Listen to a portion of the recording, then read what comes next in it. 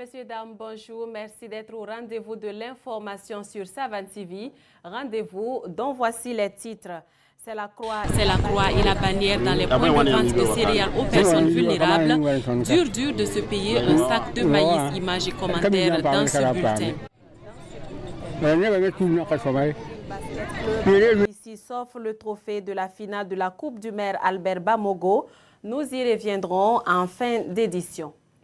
Tout d'abord, le procès du coup d'État avorté de septembre 2015 a été suspendu ce matin et pour cause, le capitaine Karim Traoré, magistrat au tribunal militaire, est décédé hier dimanche des suites de maladie.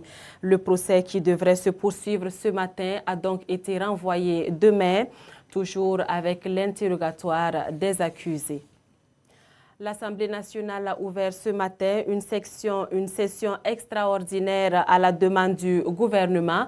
9 projets de loi seront examinés au cours de cette session, dont les projets de loi portant code électoral et la loi portant statut de l'opposition. L'Union pour le progrès et le changement UPC se prépare pour son 2e congrès ordinaire, un congrès qui sera animé autour du thème UPC, stratégie pour une victoire éclatante en 2020, synonyme de paix, d'unité nationale, de sécurité et de prospérité. Le parti a animé une conférence de presse ce matin pour annoncer les couleurs du congrès. Le président du comité national d'organisation, Adama Soso, interrogé ce matin par Micheline Zongo. La question sécuritaire, vous savez bien que c'est une question qui préoccupe tout le monde. Et la sécurité alimentaire, parce que vous savez que bientôt nous sommes dans une période de soudure. Et il faut qu'on réfléchisse et également faire des propositions au gouvernement. Et nous avons également la question de la réconciliation nationale. Le format actuel, est-ce qu'il est bon? Nous pensons que non. Parce que vous êtes d'accord qu'il y a beaucoup de structures qui sont créées pour traiter du même thème. Et quand c'est comme ça, en général, ça n'aboutit à rien. Et c'est la raison pour laquelle beaucoup de structures ont été créées. Et jusqu'à présent, aucun résultat. Et donc nous avons dit qu'il faut qu'on pense à cela. Mais maintenant, nous avons dit que c'est un congrès qui se tient avant les élections de 2020, puisqu'il se tient tous les 4 ans.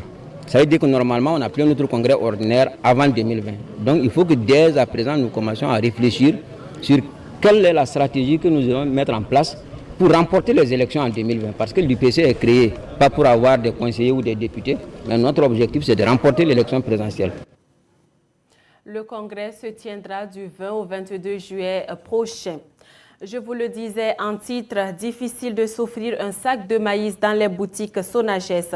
Comme vous le voyez en image, c'est l'incertitude qui anime les populations venues depuis 1 h du matin pour se payer les céréales. Rien n'est sûr pour eux car selon les responsables de la boutique du quartier Sonagès, quartier Sondgo, au secteur 33 dans l'arrondissement 7 de Ouagadougou, 300 sacs ont été réceptionnés, soit 15 tonnes de maïs qui seront vendus. Et puis, pour faire face à cette situation difficile, le député Raphaël Kwama a décidé de venir en aide à des personnes vulnérables. Il a offert 5 tonnes de maïs à des personnes vivant avec un handicap des 5 communes de la province du Kourouéougou. C'était le week-end écoulé. Siblina Kelsey a suivi. Récemment fait l'homme de l'année 2018 de la radio Salankolonto pour ses œuvres humanitaires dans la province du Kourouéougou, le député Raphaël Kwama se signale une fois encore. Cette fois-ci, il vole au secours des personnes vivant avec un handicap de la province du Kourouéougou. C'est au total 5 tonnes de maïs qui ont été distribuées à des personnes démunies.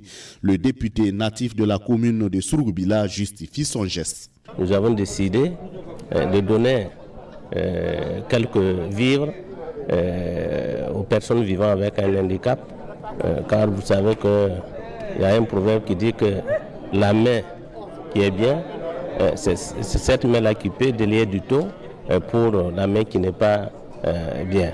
Alors donc, c'est sur ce sujet, nous avons pensé qu'il fallait en tout cas mettre quelque chose à leur profit. Le haut-commissaire du Kourouéougou, très comblé, loue ici l'action du député Raphaël Kwama.